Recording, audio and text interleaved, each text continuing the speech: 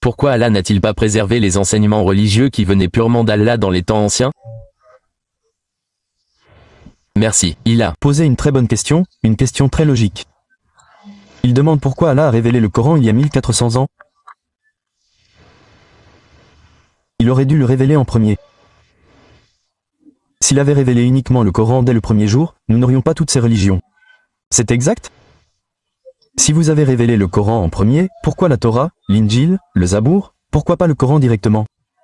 Une partie de sa question. La deuxième partie est pourquoi n'a-t-il pas préservé les écritures précédentes? C'est exact. Oui. Deux questions que je pose. Je rends ma question plus difficile. C'est exact. D'accord. Je dis que si vous le souhaitez, il aurait pu révéler le Coran en premier. C'est exact. Alors pas de problème. Et pourquoi n'a-t-il pas préservé la question principale précédente? Pourquoi Allah n'a-t-il pas préservé la question précédente, les écritures précédentes? Et puis je rends ma question plus difficile.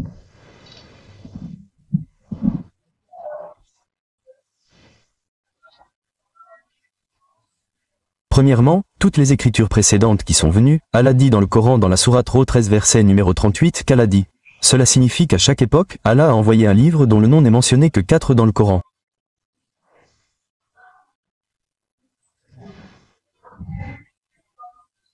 La Torah, le Zabour, l'Injil et le Coran. La Torah est la révélation qui a été donnée à Moïse, que la paix soit sur lui. Le Zabour est la révélation qui a été donnée à David, que la paix soit sur lui. Et l'Injil est le Wahi, la révélation qui a été donnée à Jésus, que la paix soit sur lui. Et le Coran est la dernière et ultime révélation qui a été révélée au dernier et ultime messager, le prophète Muhammad, que la paix soit sur lui. Seuls 4 sont mentionnés par leur nom, mais il y a beaucoup d'autres révélations. Par exemple, le fou Ibrahim. Beaucoup. Mais toutes les révélations qui sont venues avant le Coran, elles étaient destinées uniquement à une période particulière et étaient destinées à être suivies uniquement par un groupe particulier de personnes. Par exemple, la Torah n'a été révélée qu'aux Juifs.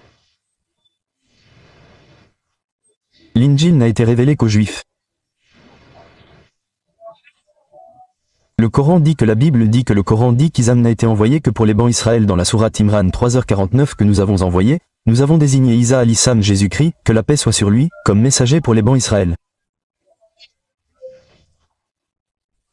C'est mentionné dans la sourate numéro 61 verset numéro 6. Isa al-Issam dit, Jésus-Christ, que la paix soit sur lui, fils de Marie, dit à tous les enfants d'Israël.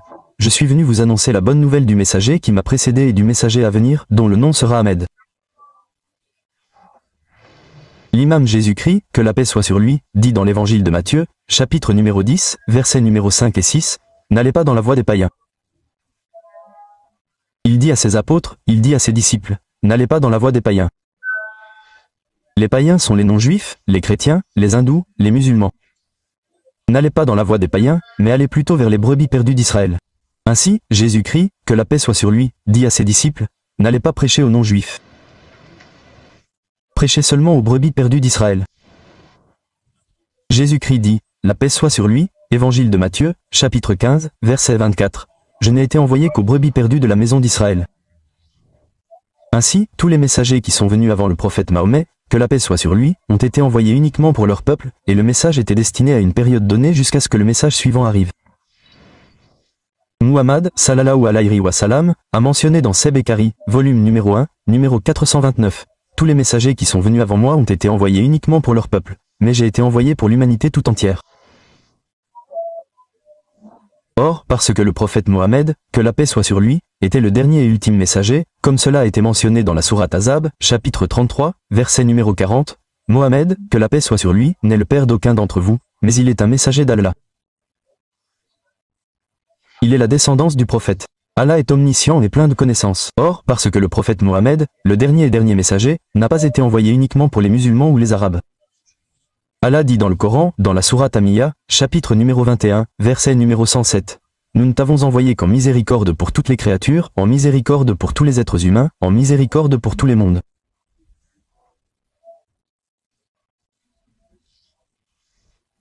Allah répète le message dans la sourate Fat, chapitre numéro 35, verset numéro 28. Allah dit que nous ne t'avons envoyé qu'en tant que messager universel annonçant la bonne nouvelle et les mettant en garde contre le péché, mais la plupart des êtres humains ne savent pas maintenant, car le Coran est la dernière et ultime révélation.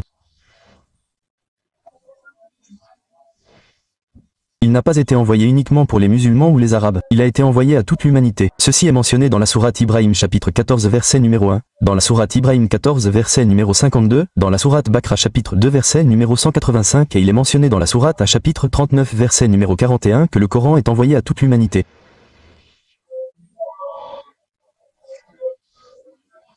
Donc, comme toutes les autres écritures n'étaient pas destinées à l'éternité, Allah subhanahu wa ta'ala n'a pas jugé bon de les préserver.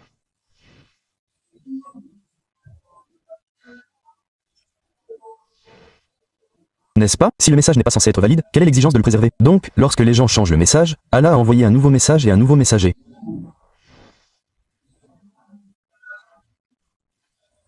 Mais comme le Coran est le dernier et ultime message destiné à toute l'humanité, Allah dit dans la sourate Ch. Nous connaissons par leur nom 4 révélations, dont 3 qui ont précédé le Coran, mais il y en a eu beaucoup d'autres, mais comme elles n'étaient limitées que dans le temps et que le message n'était pas destiné à l'éternité, Allah n'a pas jugé cela approprié.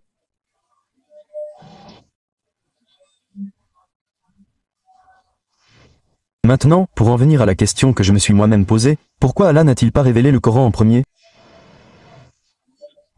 Si Allah avait révélé le Coran en premier et aucune autre révélation, tout le monde aurait été pareil, mais la réponse à cela est qu'Allah subhanahu wa ta'ala est le créateur des êtres humains. Il sait très bien ce qu'est un être humain.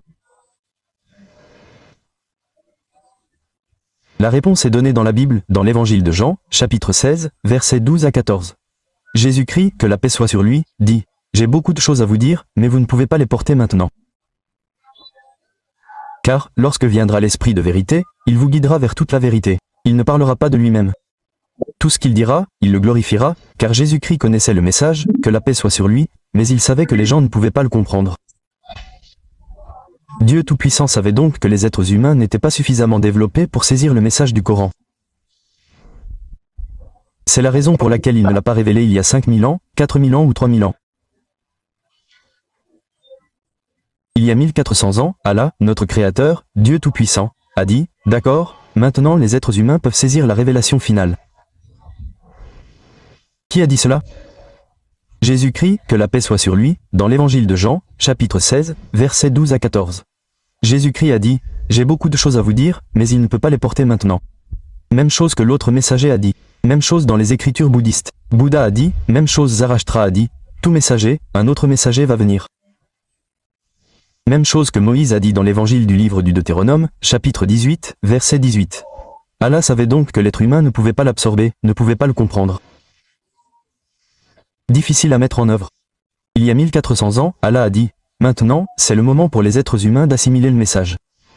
Il a donc révélé le message et a dit qu'il le protégerait de la corruption. C'est la raison pour laquelle aujourd'hui, que vous soyez en Indonésie, en Malaisie, aux États-Unis, au Royaume-Uni, à Singapour, en Arabie Saoudite, en Inde ou au Pakistan, vous devez suivre le dernier et ultime messager, le prophète Mahomet, que la paix soit sur lui, et le dernier et ultime message, le Coran.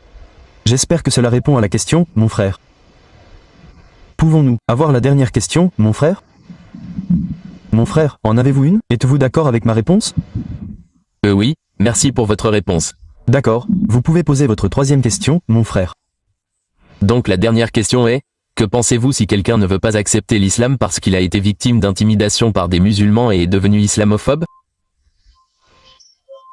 L'exemple est celui de ma sœur qui a dit: Pardon, si vous avez dit ça parce qu'il a été victime d'intimidation par des musulmans et après cela, je n'ai pas entendu dire islamophobe, et je suis devenu islamophobe. Islamophobe, d'accord, ouais.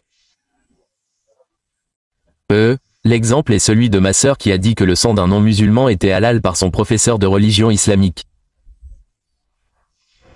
Désolé, le sang d'un non-musulman est haram. Ouais, le sang d'un non-musulman est halal. Oui. Elle pense que les musulmans peuvent tuer les non-musulmans. Oui.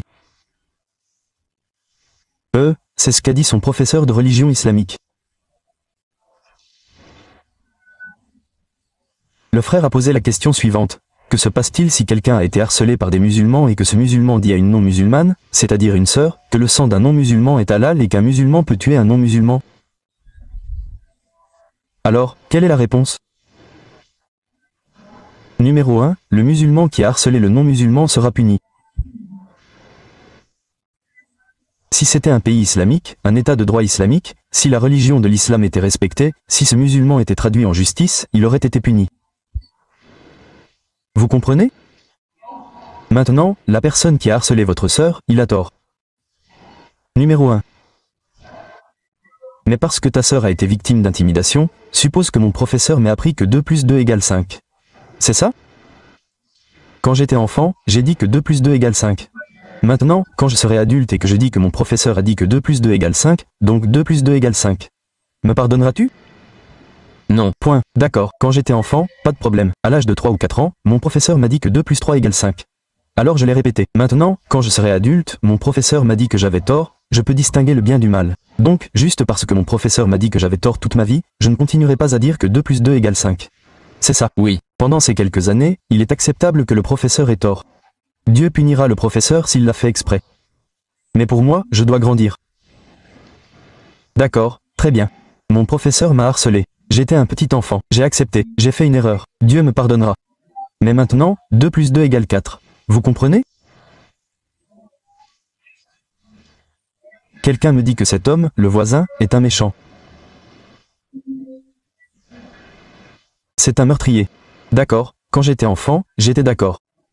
Mais quand je grandis et que je découvre que cet homme est très bon, très aimant, très généreux, très gentil, je ne devrais pas continuer à avoir le même point de vue.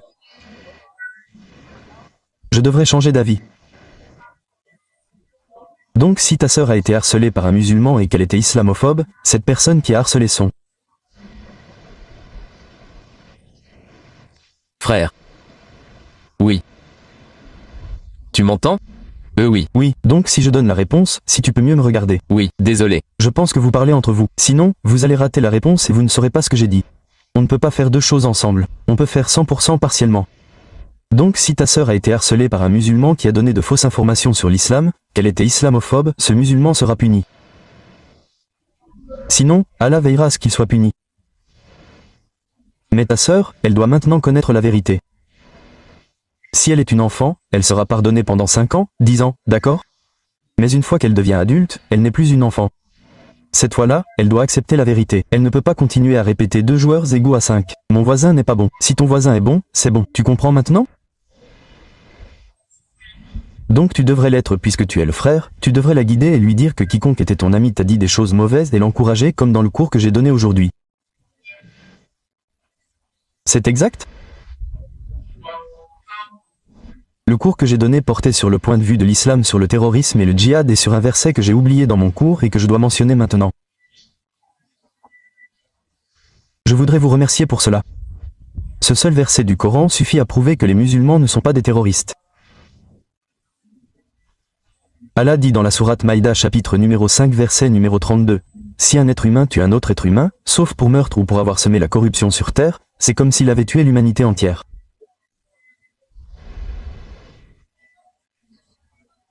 Allah dit dans le Coran, dans la sourate Maïda 5h32, que si un être humain, qu'il soit musulman ou non musulman, tue un autre être humain, qu'il soit musulman ou non musulman, ou un autre être humain innocent, c'est comme s'il avait tué l'humanité entière. Et le verset continue, si un être humain sauve un autre être humain, il sauve l'humanité entière. Donc ce verset du Coran dit que si un musulman tue un non-musulman innocent, c'est comme s'il avait tué l'humanité entière. Est-ce clair? Oui. Le Coran dit que si un être humain, même un musulman, tue un autre être humain innocent, même un non-musulman, c'est comme s'il avait tué l'humanité entière. Et si un être humain, qu'il soit musulman ou non, sauve un autre être humain innocent, c'est comme s'il avait sauvé la nation entière. Donc ce verset du Coran, il n'apparaît nulle part ailleurs dans aucune écriture, sauf dans le Coran. Aucune autre religion. Il suffit de prouver que l'islam est contre le terrorisme et cela dissipera également l'idée fausse de votre sœur, l'islamophobie, selon laquelle on lui aurait dit quelque chose de mal. Le Coran est une preuve solide pour dire que le sang des non-musulmans est halal, c'est une invention. D'accord. Si un non-musulman vient vous attaquer, vous pouvez vous défendre sans problème. Si c'est sur le champ de bataille, c'est différent s'il y a une opération, mais en général, dire cela est totalement faux. C'est encore le verset du Coran de la sourate Mahomet 5h32. J'espère que cela répond à la question. Merci. Frère, revenons maintenant à ma question. Vous avez dit que vous croyez en un seul Dieu. Vous avez dit que vous croyez que Jésus est le messager de Dieu. Vous croyez également que le prophète Mahomet est le messager de Dieu.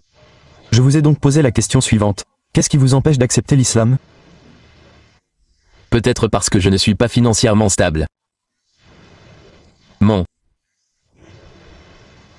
Frère, pour être musulman, faut-il être riche? Non. Existe-t-il des critères dans le Coran selon lesquels il faut être riche pour être musulman? Notre bien-aimé prophète Mohammed, sallallahu alayhi wa sallam, a dit qu'il est plus facile pour un pauvre d'aller à Jannah qu'un riche. Le savez-vous? Oui. Notre bien-aimé prophète Mohammed, sallallahu alayhi wa sallam, a dit qu'il est plus facile pour un pauvre d'aller à Jannah qu'un riche. Cela signifie que si vous êtes pauvre, votre vie, votre test sera facile. Je vais vous donner quelques exemples. Si vous êtes riche, Allah dit dans le Coran et dans divers hadiths que vous devez donner la zakat.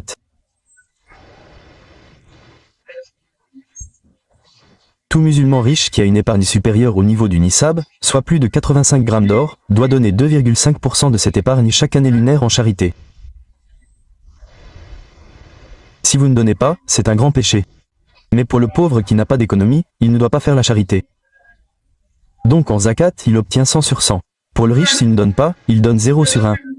Peut-être qu'il donnera la moitié. Il ne donnera pas correctement, donc il obtient moins de points. Mais pour le pauvre qui ne doit pas faire la zakat, il obtient 100 sur 100. Comprenez-vous? Oui. Donc il y a différents tests. Même le pauvre a des tests. Même le riche a des tests. Mais le test du riche est difficile. Et un prophète bien aimé.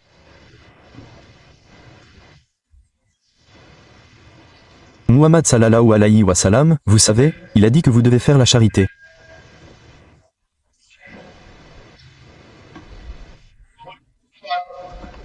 Donc l'un des sabbats a demandé à Allah comment pouvons-nous faire la charité?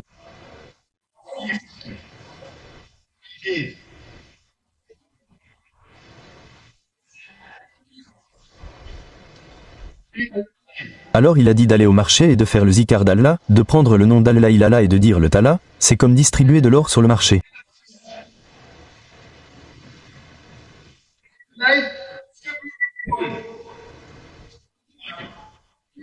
Si vous louez Allah sur le marché à voix haute, vous obtiendrez plus de bénédictions qu'un homme riche qui distribue de l'or.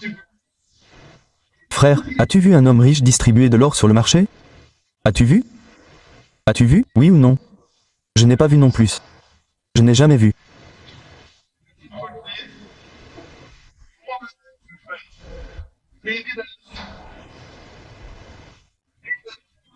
Ici, un prophète dit qu'un homme pauvre qui n'a pas de richesse s'il loue Allah et dit le talia sur le marché à la barba, il loue Allah dit le tala dit le prophète a dit que tu obtiens plus de bénédictions qu'un homme riche distribuant de l'or.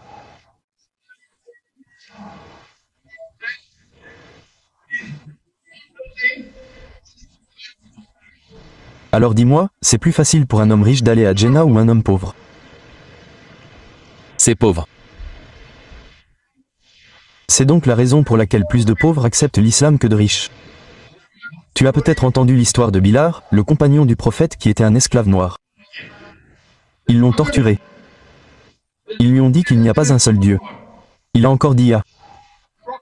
Le prophète a dit que si quelqu'un te torture, tu peux même faire le chic tant que tu as la foi.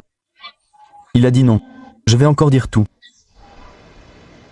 Tu comprends? Pauvre homme. On lui a promis le paradis. Tu comprends? Oui. La richesse ne devrait donc pas être un critère pour ne pas accepter l'islam. En fait, si vous êtes pauvre, chaque personne riche devrait payer la zakat. Il y a 8 catégories. 8 catégories dans la sourate Taba chapitre 9 verset numéro 61 donne aux fukara. Si je suis riche, chaque année je dois donner au moins 2,5% de ma richesse, de mes économies et de mes aumônes aux pauvres. Fukar est une catégorie. Mazak est qu'il y a plusieurs catégories. 8 catégories. Alors faut-il payer des impôts pour devenir musulman? Non. Alors pourquoi devrait-il empêcher que ce soit la raison pour laquelle il y a plus de pauvres qui acceptent l'islam que de riches? Les riches. Oh, les riches doivent payer des impôts ou pas? Oui. Zakat 2,5%. Oui ou non? Oui. Donc si un homme riche dit que je suis milliardaire, si je deviens musulman je dois payer 2,5% de zakat. Je ne deviens pas musulman, c'est un imbécile. Mais une logique erronée, pourquoi un homme pauvre devrait-il avoir peur? Et machallah dans un pays comme l'Indonésie, 87% de musulmans, beaucoup de gens sont prêts à te protéger. Pourquoi devrais-tu avoir peur? Qu'est-ce qui t'en empêche, mon frère? Oui, je suis d'accord. Oui, je suis d'accord. Mashallah, mon frère, je t'aime. Merci. Je t'aime et je veux que tu viennes au parc national. Donc si nous sommes d'accord, veux-tu dire la shahada? Pardon? Puis-je le faire hors caméra? Pouvez-vous le faire hors caméra? Pas de problème, ce n'est pas une question de foi. Ce n'est pas une question de foi à dire en public. Merci. Tant que tu le dis dans ton cœur entre toi et Allah, c'est suffisant. Donc je te félicite, mon frère, et j'ai compris que tu ne portais pas le masque pour le corona. Peut-être que tu ne voulais pas le révéler et c'est parfaitement bien. Si tu veux cacher ton identité parce que tu penses que quelqu'un pourrait te faire du mal, etc. C'est parfaitement accepté dans l'islam. Tu n'es pas obligé de le dire en public. Tant que tu as compris le message, je suis heureux de te l'avoir transmis. Qu'Allah, Inch'Allah, te guide davantage. Qu'Allah vous accorde le meilleur en ce monde. Qu'Allah vous accorde Jannah et qu'Allah vous aide à vous rapprocher. Puissiez-vous aider les autres à se rapprocher.